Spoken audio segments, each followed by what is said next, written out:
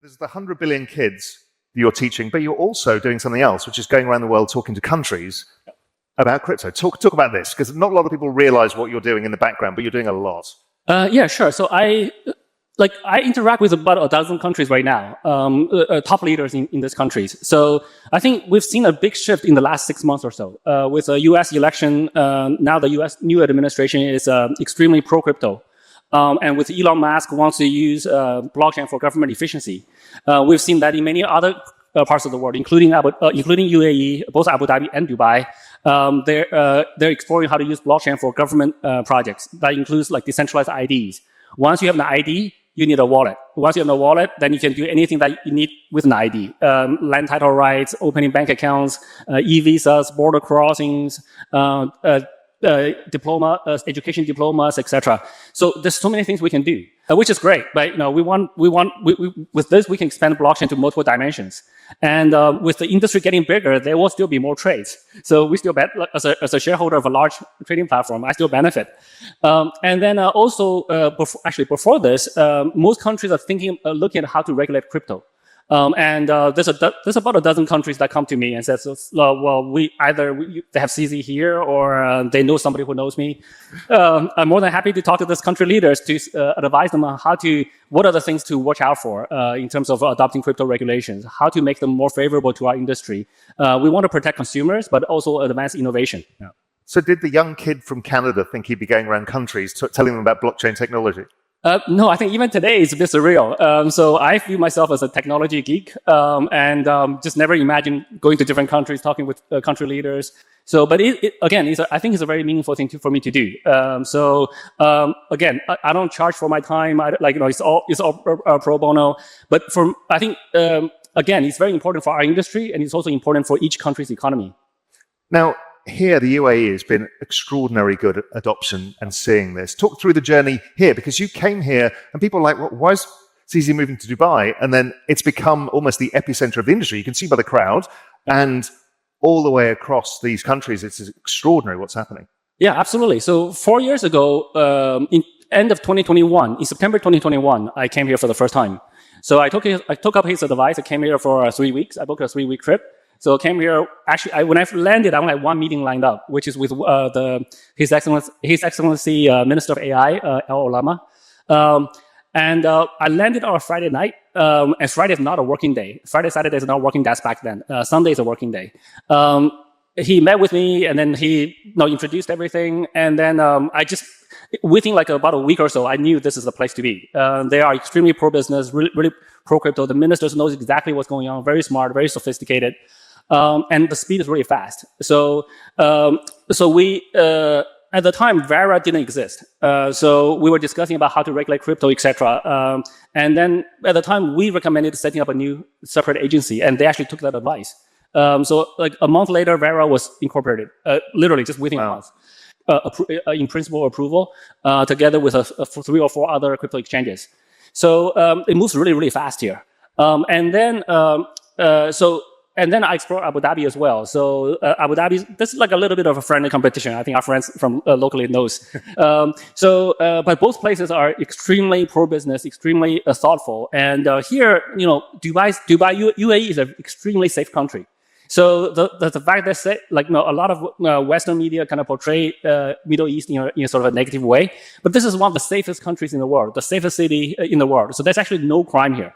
So you can see that if you regulate well, you can encourage business while keeping all your citizens completely safe. Back then, it was like there was probably like 5-10 crypto companies in 2021. Now there's like thousands. Yeah, so it's incredible to see this growth. So when you go and talk to countries, are you talking more about just starting them on the Bitcoin journey, the first thing that we get all of our friends to do? Or do you open up and say, okay, this is what blockchain rails can do for a country? Because we've got in a world of AI where digital ID is going to matter, a lot of things are going to matter. Yeah, I think the conversation today is a bit more advanced than that. They're very specific issues about how to adopt this. They want a local custody wallet solution. They want a local order book. They want a local everything, local team, etc. But that's usually not the best way to go because setting up a secure custody solution for like billions of dollars requires a lot of money. It requires a lot of funds and requires a lot of expertise, which is very lacking today. Just setting up a global one is already difficult enough. If we have to do like 200 times, we just don't have the people, right? Like for each really cold wallet, you need to have like 15 signers. They have a steady job. They're high income. They have a nice family. So you just can't find like 100 times more of those 15 people, right? So.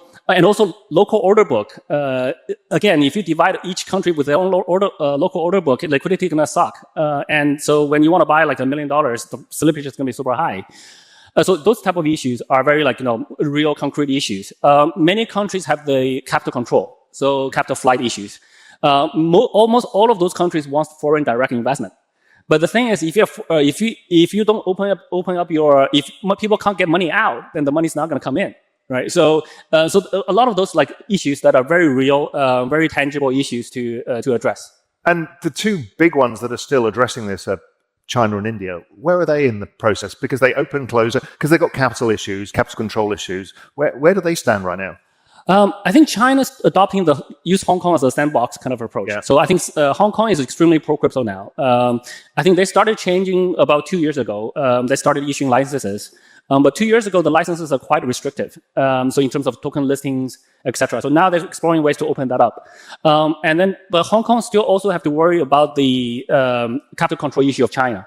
So they cannot blatantly help Chinese mainland users move money out. And the thing is, in crypto, once you buy Bitcoin, which country does that Bitcoin belong to? It doesn't have that concept of a border, right? So there's some real issues to address there. But in so you mentioned India. I think India, I have less interactions with, to be very frank. I think based on my knowledge is pretty much based on public knowledge. I think the tax there is quite high, and to the point where it doesn't make sense to do transactions anymore. So I don't have any much interactions with the Indian governments, but I would very much to see some of those being loosened. And what about the kind of strategic reserves idea as well? Because that's the hot topic people are seeing happening. Talk us through that and what you're hearing. There's a few countries who are extremely advanced on that topic. I think Bhutan, I believe His Majesty King of Bhutan is actually in the city today. So they've been mining Bitcoin for years. Yeah. So they have billions and billions of dollars of Bitcoin for a very small country. Now they've added Ethereum and BNB to their national reserve. So the early adopters are moving forward. Based on public information, US seems to be using holding, at least no longer selling the Bitcoin. Some of the OGs like us actually kind of hope that governments will sell their Bitcoin so that other guys can buy them cheaply. But, with this US administration, they're very business savvy. So they understand what's valuable. So now they figured that out. With one of the world's largest economy holding Bitcoin now, or making a crypto reserve, other countries are forced to do it because the later you do it, the more expensive your crypto will be. So so I think we are talking with many countries on advising them how to set up a strategic reserve, and also like even very simple stuff, very basic fundamental stuff like what wallet solutions to use. Do you use a professional custody solution, or do you use your own cold wallets? Do you have enough expertise to build that kind of infrastructure, etc. So for most countries, most countries' starting amount are not as big as US, right? US have like 200,000 Bitcoins or something. Where's Europe in this whole equation? Nowhere. It's unbelievable. Yeah. So I don't see Europe in this discussion. Yeah. No, it's extraordinary. Yeah. And because in the end, this technology enables average people to generate wealth, to be involved in a financial system, and Europe's actively blocking them out. Yeah, I think so far the only there's an exception. Montenegro is actually quite pro-crypto. Right. We have an active dialogue with the prime minister there, and he's a very forward-thinking person, leader. So, but other than Montenegro, I don't have any other. It's kind of missing on the map. So I think that's the single most important metric. It's not the token price. It's not everything else. It's just building use cases for people. So this is why I'm actually spending majority of the biggest chunk of my time today is spending on Easy Labs with founders.